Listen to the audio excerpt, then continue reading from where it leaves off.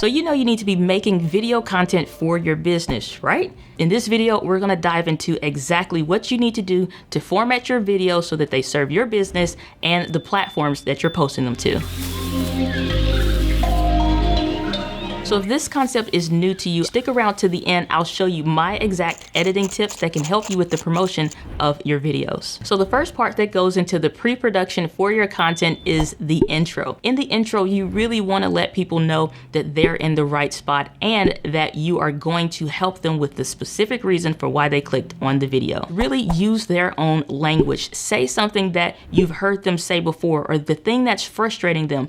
Really consider the pain point for why they're searching for that kind of content that you're going to be providing in your actual video. So when you're thinking about how can you get a benefit of somebody watching this video on a place like YouTube and actually still benefit your company, think about the seed and lead method. That means that you're seeding things that you offer. So let's say, for example, you're selling a service or a product and you're giving tutorials on how to use it. Really go ahead and seed and say, in this video, I'm actually going to be teaching you how to walk through this particular product, but I actually have a full quick start guide that can help you get started even faster. Giving them that information, seeding that you have something even more so than the video is going to be extremely helpful and could help you with client acquisition and getting people on your email list or buying your product or service. So when you're creating your videos with a marketing intent, you really want to lead with the end in mind. And what that means is that it should never be the actual end of a video. You should be leading them into the next logical video in where their interest is,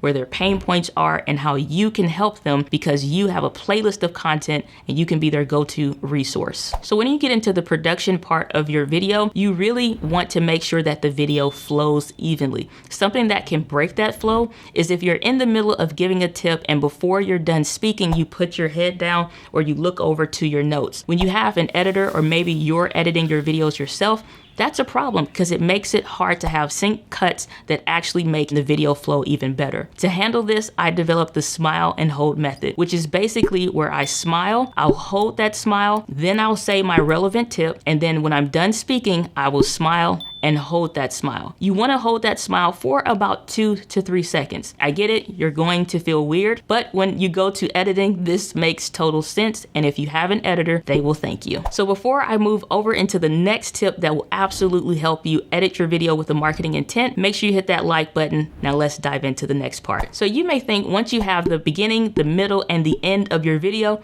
that you're good to go. But I actually want to give you a bonus tip that I talked about earlier. So when you're thinking about the post-production, this is now when it comes to the editing side of things. We want to use the say, show, and spell method. So like in this video, I'll say something, you'll see it pop up on the screen. Maybe we'll spell it to increase audience retention so people watch the video longer so your video does its job. One of the critical points of post-production is making sure you're getting to the point. A lot of marketers make this mistake because they want to give all their credentials at the beginning. That's where we want to say cut the fluff. Go ahead and cut out anything not relevant to the pain point and the reason why a viewer clicked on that video, and your videos will perform much better. Some other helpful things to consider when you're in post-production is watch the music. Is it too busy? Is it too loud? You want to make sure if it's background music, it's in the back of you speaking. Thinking about these things in advance are super helpful when you're thinking about creating videos with a marketing intent. So if you're really serious about diving deep into seeing what this looks like on the back end, taking an actual video into editing, I actually have a full video that walks you through that. Click on the screen to check that out. Or if you want to know more about video marketing,